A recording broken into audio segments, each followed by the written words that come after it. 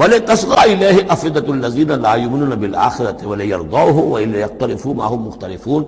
تاکہ مائل ہو جائیں ان کی طرف ان لوگوں کے دل جو آخرت پر ایمان نہیں رکھتے۔ یہاں دیکھیے اصل میں کیا بات ہے کہ جیسے الیکٹروسس ہوتا ہے، پانی کو الیکٹرولسس جب ہوتا ہے، ایک پازیٹیو ایک نیگیٹو،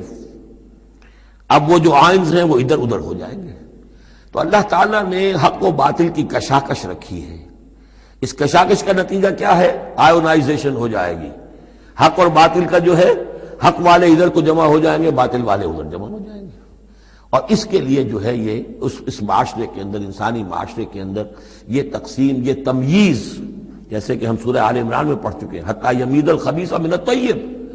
یہ خبیث اور طیب جو ہے گڈمڈ ہوئے ہیں، یہ آزمائشیں آتی ہیں، تکلیفیں آتی ہیں، امتحانات آتے ہیں، تو خبیث علیحدہ اور طیب علیحدہ، منافق علیحدہ، صاحب ایمان علیحدہ۔ تو فرمایا لِتَصْغَىٰ إِلَيْهِ أَفْئِدَةُ الَّذِينَ لَا يُؤْمِنُونَ بِالْآخِرَةِ، تاکہ اس کی طرف، ان شیاطین جن و انس کی جو باتیں ہیں پھیلائی ہوئی، ان کی طرف متوجہ ہو جائیں، مائل ہو جائیں ان لوگوں کے دل جو آخرت پر ایمان نہیں رکھتے، وَلِيَرْضَوْهُ،